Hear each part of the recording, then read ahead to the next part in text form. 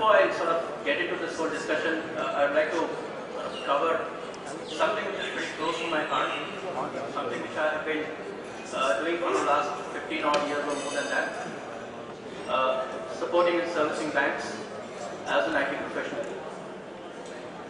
So, I thought of putting in a unique discussion for this particular session, and let me tell you why. When there is not there, right? He was the one who first brought in core banking in Bank of India, and I was part of it. And as he rightly mentioned, core banking and then what, right? It could be around payment, it could be around multi-channel banking, around mobile, around internet, right? And as we move forward, you probably see a banking happening on WhatsApp and social media. So one of the biggest challenges that this industry faces, especially the cooperative banking, and that's purely my experience, is that on one hand, there is a need to compete with the bigger private sector banks, A. B, to cater to the needs of this country, which are far away from the cities, which I say the digital have-nots. So there's a tradition of two elements. On one hand, for you to pursue your digital banking initiative, you have to invest, you have to spend money, and on the other hand, you need to just remain competitive, and most importantly, you will also need to look at your profitability. IT is necessary for you to run your banking operations. I've been seeing the Bank of Baroda or the Bank of India or even State Bank of India, the way they have been growing, inorganic growth. It was very difficult in the year 2000 when this first phase of core banking really happened in this country. The prediction on the load that would emerge in 10 years' time, and we have all seen what has happened. The loads have grown unpredictably high. The compute systems that were there really could not bear the burden of this load. And what really happens is you ought to get your service levels gets impacted, the availability gets impacted, eventually customers gets impacted, and customer satisfaction as a result of it. That's where really we thought about this shared services solution or a shared services vision. And let me try to articulate this, what it would mean from a city perspective and how it would really help you. It's not new, but it's not very mature. As we move around with the technology advancements and start talking about you run your own business and I run your IT, I manage your IT and I monitor your IT, and I help you monetize with the IT services that I'm providing. There ought to be a system that should not only cater to a particular customer in a particular industry, but to a group of them catering to the same sort of customers in different geographies.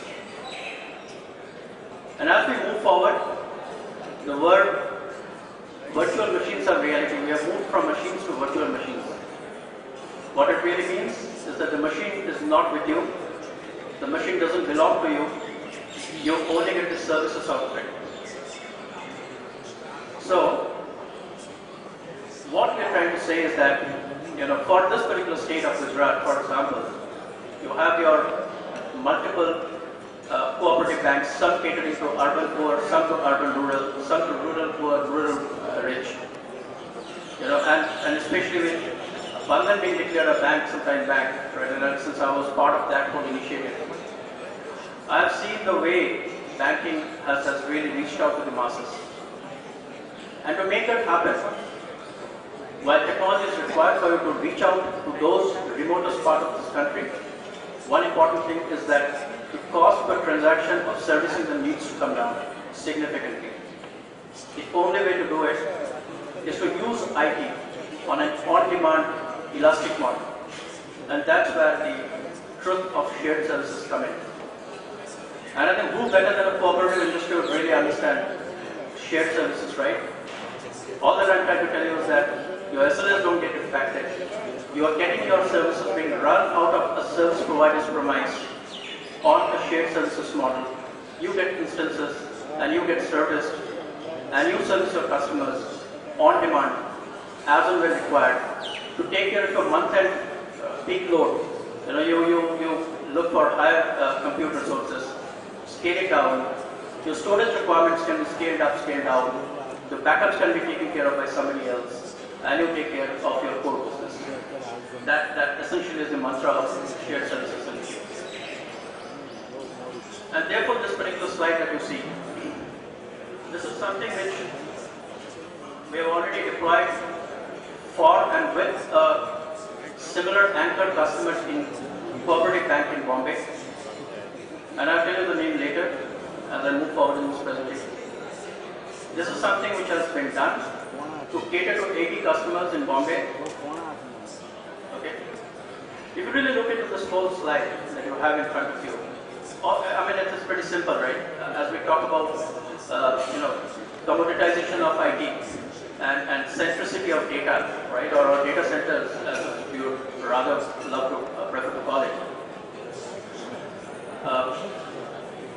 You're really essentially three things are required, right? You need a particular location, not in your premise, since this is going to be shared between multiple banks, where you need to put your compute. Someone needs to invest in the compute, and you pay on an on-demand basis, on a monthly basis, on an hourly basis, right? Whichever way. But most importantly, to run your entire banking operations on the network, on a digital platform, a very important perspective that comes into place is the importance of IT in the business continuity part of it, right? If you have to run your company, right, and the business needs to be run 24/7, IT will definitely be a big part. Unfortunately, IT does also fail. And if IT fails, you need to set up a similar environment somewhere else in the spec of a moment. How do you get it done? Because if it fails, there are many things that comes into place. And let me tell you, compute or network or computers are a very small part of it. The biggest challenge to invoke a disaster recovery is around the processes, the people, and the escalation plans that you need to follow. So what I'm telling you here is that as you run yourself on a shared services model, and let me tell you, this is not cloud, because I know that banking customers are pretty adverse or prohibitive when it comes to the usage of the word cloud, right? Because there's a feeling or a sensation that it's running somewhere in the globe. So you're going to be run out of an Indian data center somewhere very near your state with a disaster recovery site, again within the geographies of this country. And then what else? You need connectivity. You need yourself connectivity to your head office, to your branches, on an MPLS sort of a connectivity, because that's the easiest and the fastest way to provide connectivity across the country, right? What next? You need an application soup on top of your storage and compute, right? And when I talk about application soup, it need not necessarily be your core banking application soup. You also need to have a non-core application. There ought to be some productivity, enterprise productivity suites, which also needs to run. Once you are done with the application suite, then comes the most important question. And I think something which we tend to defer it every day whenever we make a new investment. How is it going to be supported? How is it going to be managed? Who is going to run the operations? Who is going to do the database management? Right? A plethora of questions that would come to you. You need to invest on your internal resources. Again, as I told you, this is something which can be done off-site from a remote infrastructure management center, right? So you need not invest anything. You are just only going to be built just the way you build yourself for electricity, for water, and for any of the essential commodities, right? That essentially is the safe services model. That is a model which can run out of our data center, right, with our set of people, and you consume IT in a way that is required to take care of your peak loads, month ends, quarter ends, Beginning of a month, the load comes down, switch down. Right? So, I will not dwell too much into the banking applications for people who are an expert in this particular field. All that I'm trying to tell you is that to run this in a shared services model from somewhere outside your premise, one of the most important things that comes up essentially has to be the how foolproof, how fault redundant is the data center itself from where it is going to run. Because now your data is running in someone else's premise. So probably where there, SIFI as an organization, being in this industry for many, many years, we understand how it really works. We have been doing it for some of the largest banks, starting from State Bank of India. Hence, we understand the importance of outages, the importance of service level objectives, KPIs, right? Something which I think many of you would be aware of, because your business users would put that back to the IT team. The other important part when it comes to a DCDR setup or a business continuity process essentially has to be the fact that if the data center collapses, will my disaster recovery also collapse, right? If it's in the same geographic area, if it's in the same seismic region, put that in a different region. And this is where you see the 6 data centers that SIFI has today, right? Roughly around 2 lakh square feet of data center space. And this is something which is offered to you on a per rack space, per square feet, per KVA, right? Doesn't seem more interesting than putting in a huge capex, putting in a huge box by doing some manual calculations, and then tomorrow you will see that you are only 50% utilized. A, or B, you could be 150% overutilized. In either case you are losing. As I told you about the data centers, if you really look into it, there are certain industry standards which the industry, the standard companies have been making it. This is an Uptime Institute, one of the globally most renowned organizations who defines the availability requirements of data centers. Essentially today, if you build a data center, there are a few issues that would invariably come, right? Issues around power, issues around cooling, issues around maintainability, sustainability, growth, horizontal growth, vertical growth. You can address them all in one go if you have one big player behind you who is going to service your IT requirements. I will not go through this entire slide deck. All that I wanted to tell you is that a data center needs to be fault redundant at every location, be it power, cooling, surveillance, access control, biometric, whatever you call it, security. At each and every aspect, it needs to be fault redundant, and that is only when you can get 100% uptime, and that's what you need. Now going forward, while I did speak about disaster recovery, but let me tell you and let me ask you, right, and especially for some of the banks who are new to IT automation, how many times in a year do you really invoke your disaster recovery? How many times in a year do you really need the DR to be up and running? You might be doing only a quarterly drill. What it essentially means is that the DR investment is required either as an RBI mandate or it needs to be there as part of your business continuity policy. Why don't you run it in a cloud? Which means that allow the compute to run from a cloud environment. You are not sharing your data. It's only running these VMs, the cloud environment for your compute. And what you essentially get is that you need not invest everything for 12 months. If you see that, pay only for 2 months for an annual compute requirement, right? Generally, that's the max that you would charge, right? 2 months is also a big ask for a disaster to happen, right? Because when disasters happen, the first thing and the foremost thing that comes to your mind would be around reputational risks, right? What is the cost of a downtime? The cost of a downtime for me, for an IT organization, could be 5 minutes. What is it for you in terms of the consequential losses? What we are trying to say through disaster recovery as a service in a very small layman's language could be that this is zero data loss. At the end of the day, whosoever you are servicing, you ought to look at a scenario where your data doesn't get lost. The data recovery may take time, but the data cannot be lost. You might use whatever technology you want, but to come to a situation of a zero data loss can only happen if the DR and DC are actually up and running. If not, you ought to lose at least a minute, 2 minutes, 5 minutes, 10 minutes, whatever we call it, but there ought to be a data loss. The other important thing, and as we move forward with the consumerization of IT, one of the biggest challenges, and I think all of you are facing with mobile banking coming in, with internet banking coming in, has to be around security.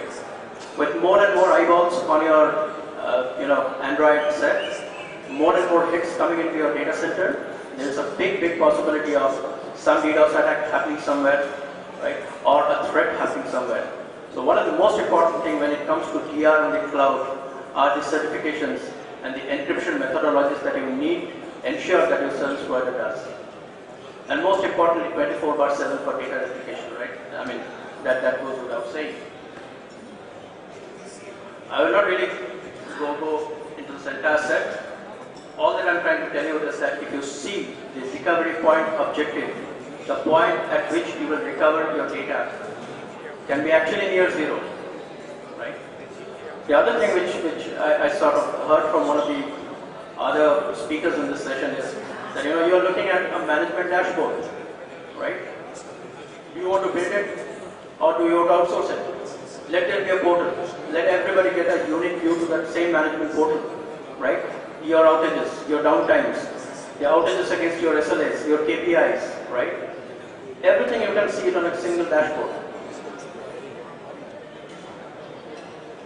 And then moving forward, as I told you, you need multiple modes of connectivity, right? Starting from internet connectivity to the MPLS connectivity.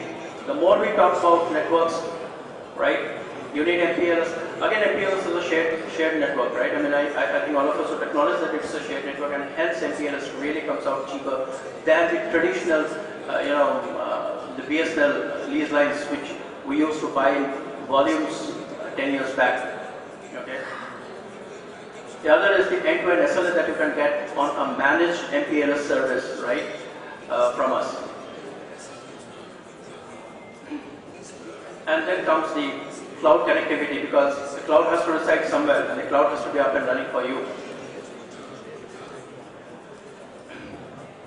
Everything having been said, you have a compute, you have a storage, you have a network, you have a security device, right? And then there are many vendors, many partners of ours sitting here. At the end of the day, you are being judged by the SLAs and the CSAT of your end user. And that is where a management layer needs to come in, which needs to encompass everything. And this is something pretty commonplace. We all talk about a 99.99% uptime on my data center, and yet there is a 90% outage on the whole network. Why? Right? Unless and until you don't have a very strong digital management platform in place, you will never be able to troubleshoot your problems, and therefore it becomes a difficulty by itself to really solve them.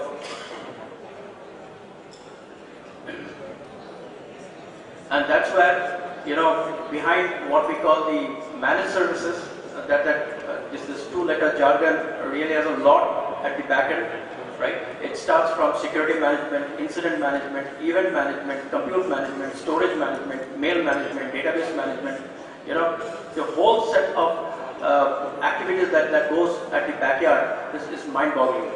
Okay, but having said that, to you, it's a transparent, seamless view that you are getting. Okay. Very important aspect has to be around security management, because with speed, there is something that we tend to compromise, and that's security. Something which a banking industry could never approve of, right? Is there anything called 99.9% uptime when it comes to security? Nothing, right? It has to be 0 or 1. And that's where, before I sort of end up, just one particular slide about what we do. We have been in this industry. We have been managing cooperative banks in particular. We have a complete portfolio starting from data center to connectivity to management. And that is where the shared services play really comes out, pretty valuable to you. Because A, it gives you cost benefits, and it gives you the pain of not managing a data center within your premise with your set of people who could be better utilized in their core business. So whatever I spoke gets covered in this one single slide, which talks purely from management and the entire set of infrastructure that would really go into a life cycle of a IT project, in a shared services project. Okay. These are some of the customers that we have. Just before I sort of end up, this is again, someone had spoken, I think Infi or someone. This is again the Department of Post. The network has been deployed completely by us, right, as a managed network service project for 22,000 branches across 30,000 plus branches across the country. I think it has grown to 40,000 now. And this is again for the banking initiative, right, that this bank does. So I think we are there as your next door, neighbor to support you.